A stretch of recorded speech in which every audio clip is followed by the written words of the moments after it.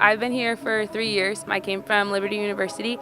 I cheered there and I cheered on Team USA. I wanted to bring a better game day to UMass and a better fan interaction for our student athletes to kind of know who the cheerleaders are as ambassadors of the university and for them to put a better name on UMass cheerleading. Being a cheerleading coach in college is different than being a cheerleading coach in high school or for a club team. There's a bunch of different rules that we follow. All of our student athletes have to be full-time students and enrolled at the university. To compete for UCA Nationals, where we go in January, you have to have a 2.5 or higher to make MAT, and you can compete with 20 people. When you're coming in as a cheerleading coach, you have to be ACA certified. So there's a whole bunch of safety tests that we have to take, and our certificates are good for 3 years, and then we redo them. We have to be heads up certified for concussions because we have the #2 concussion contact sport next to football based on pyramids and baskets and flying bodies and things like that in the air. So kind of being familiar with the rules in college cheerleading is different. In the game day aspect is a lot different than high school. In college, the main focus is really being an ambassador and kind of knowing your role on game day and then making competition second.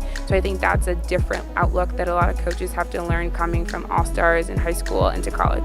A lot of kids come from high school and all-star thinking that we are primarily focused on competition. It's a big highlight of our season, but it's just a weekend. So definitely focusing on football and your emotions and kind of knowing how to speak to other people, because at our tryouts we do interviews with our associate ADs, kind of seeing if our student athletes can talk to other people, because you want to be able to have a conversation on game day with those around you. So just knowing what your role is definitely a big thing. I think college cheerleading has definitely evolved over time. I do think that knowing like truly how much athleticism it takes definitely comes into play at the University of Massachusetts. For football games, we do a lot more because the games are longer and we're constantly moving around the entire time.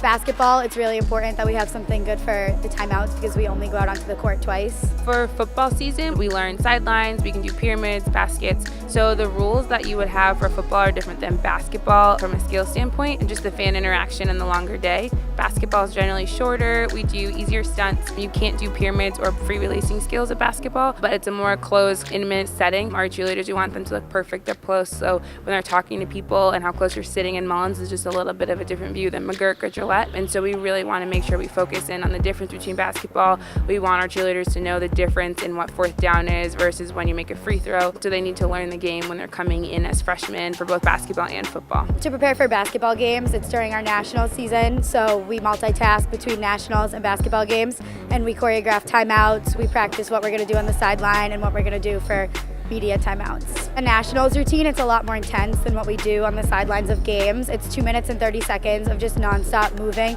of stunting and tumbling and pyramids.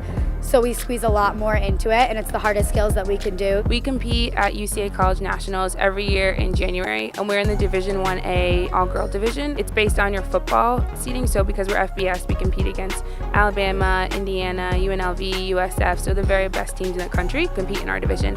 And so there's 29 teams that compete with us. We compete in the game day division, so it consists of a timeout routine, a sideline, and a fight song, and you do all three of them at random, kind of like you would at a football game. We compete in prelims against 29 teams for all girl, and it's basically you put a routine together with all of your hardest skills, so baskets, pyramids, you put a cheer together that speaks to your university, and then you kind of go off a score sheet. So there's difficulty, there's execution, there's crowd engagement. Depending on your school, definitely depends on how well people know your traditions. So schools like Alabama and Kentucky have a really big tradition at competitions like these.